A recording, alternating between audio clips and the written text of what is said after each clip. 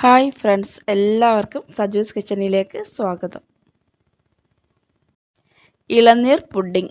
ഇളനീർ കൊണ്ട് വളരെ പെട്ടെന്ന് ഉണ്ടാക്കാൻ പറ്റുന്ന ഒരു പുഡിംഗാണിത്. ഇത് ഉണ്ടാക്കാനായിട്ട് ഒരു ഇളനീർ മാത്രമേ ഞാനിവിടെ എടുത്തിട്ടുള്ളൂ. അപ്പോൾ നമുക്ക് നോക്കാം ഇതെങ്ങനെയാണ് ഉണ്ടാക്കിയെടുക്കുക എന്നുള്ളത്. ഒരു ഇളനീരുടെ വെള്ളമാണ് ഞാൻ എടുത്തത് ഈ പുഡിംഗ് ഉണ്ടാക്കാൻ വേണ്ടിയിട്ട്.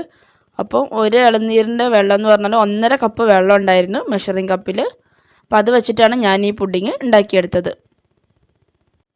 1.5 കപ്പ് ഇളനീർ വെള്ളത്തിന് 3 ടേബിൾ സ്പൂൺ പഞ്ചസാര എടുത്തിട്ടുണ്ട്.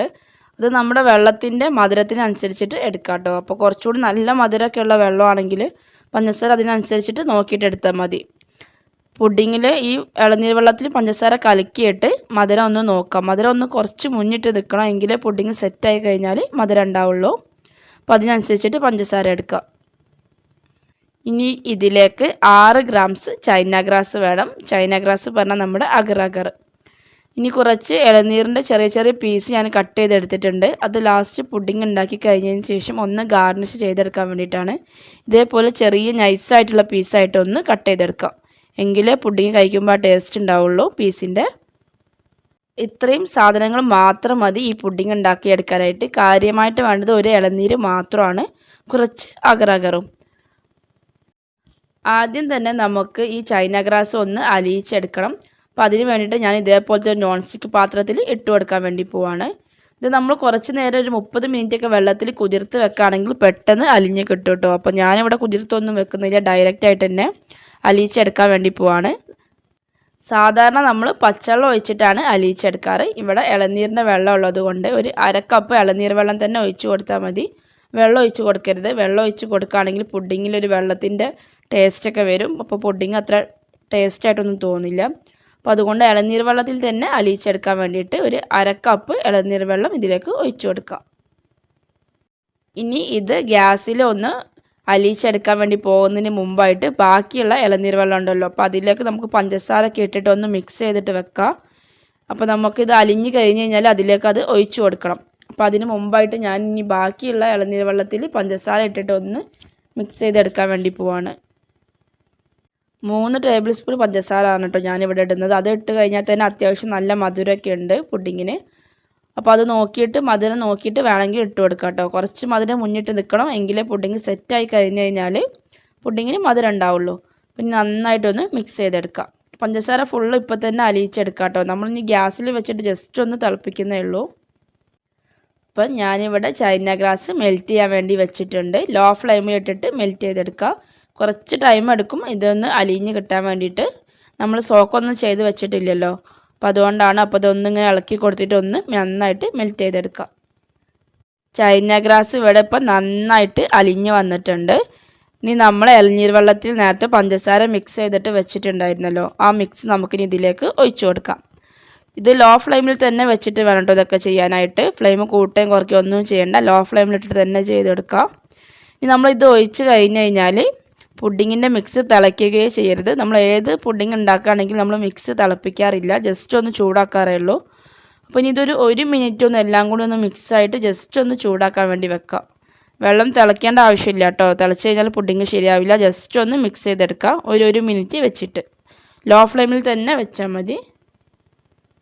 ഇതിപ്പം ഇവിടെ 1 മിനിറ്റ് ആയിട്ടുണ്ട്. ഇനി ഞാൻ ഫ്ലെയിം ഓഫ് ചെയ്യാൻ വേണ്ടി പോവാണ്. ഇനി ഇതൊന്ന് ജസ്റ്റ് ചൂടാറിയിട്ട് നമുക്കിതിന് പുഡിങ് സെറ്റായിട്ട് വെക്കണം.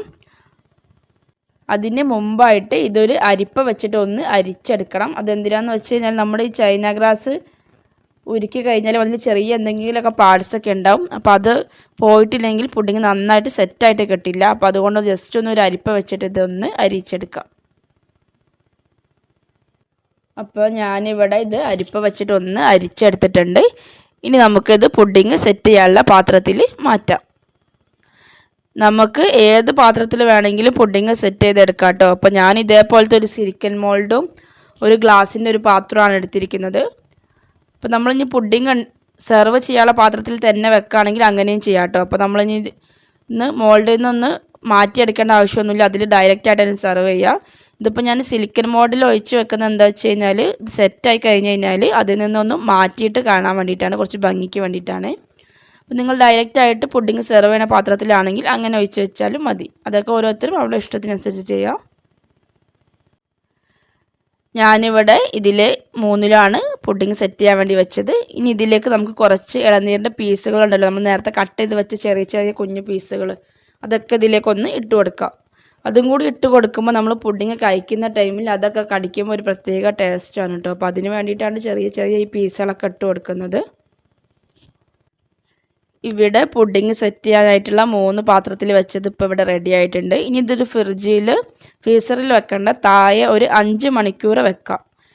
കുറഞ്ഞത് ഒരു 5 മണിക്കൂറെങ്കിലും വെക്കണം. അപ്പോഴേ നന്നായിട്ട് അത് സെറ്റായിട്ട് കിട്ടുള്ളൂ. തണുപ്പൊക്കെ പിടിച്ചിട്ട് അപ്പോഴേ കഴിക്കാനായിട്ട് നല്ല ടേസ്റ്റൊക്കെ ഉണ്ടാവുള്ളൂ.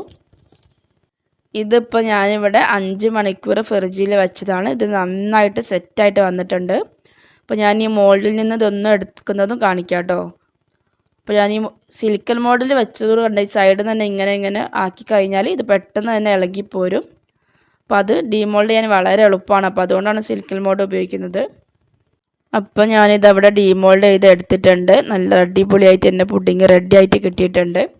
ഒന്ന് ഞാൻ ഡീമോൾഡ് ചെയ്ത് വെക്കുന്നുള്ളൂ, മറ്റേത് അതേപോലെ തന്നെ ഗ്ലാസിൻ്റെ പാത്രത്തിൽ തന്നെ വെക്കാണ്. ഇതേപോലെ തന്നെ വളരെ പെട്ടെന്ന് ഉണ്ടാക്കാൻ പറ്റുന്ന ഇളനീർ പുഡിംഗ് ഇവിടെ റെഡി ആയിട്ടുണ്ട്. ഇളനീർ പുഡിംഗ്, ഗ്ലാസ് പുഡിംഗ് എന്നൊക്കെയാണ് ഇതിന് പറയുക. അത് കഴിക്കാനായിട്ട് നല്ല ടേസ്റ്റാണ് കേട്ടോ.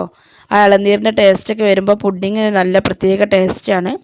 അപ്പോൾ എല്ലാവർക്കും ഈ വീഡിയോ ഇഷ്ടപ്പെട്ടിട്ടുണ്ടാവുമെന്ന് കരുതുന്നു. ഇഷ്ടപ്പെട്ടിട്ടുണ്ടെങ്കിൽ എൻ്റെ ചാനൽ ഇതുവരെ സബ്സ്ക്രൈബ് ചെയ്യാത്തവരൊക്കെ ഒന്ന് സബ്സ്ക്രൈബ് ചെയ്യാം. ആ താഴെ കാണുന്ന റെഡ് കളർ ബട്ടൺ ഒന്ന് പ്രസ് ചെയ്താൽ മതി. അതിൻ്റെ അടുത്തുള്ള കുഞ്ഞ് ബെൽ ബട്ടണും കൂടിയൊക്കെ പ്രസ് ചെയ്യുകയാണെങ്കിൽ ഞാൻ അപ്ലോഡ് ചെയ്യുന്ന കൂടുതൽ വീഡിയോസൊക്കെ നിങ്ങൾക്ക് നോട്ടിഫിക്കേഷനായിട്ട് കിട്ടുന്നതായിരിക്കും. താങ്ക്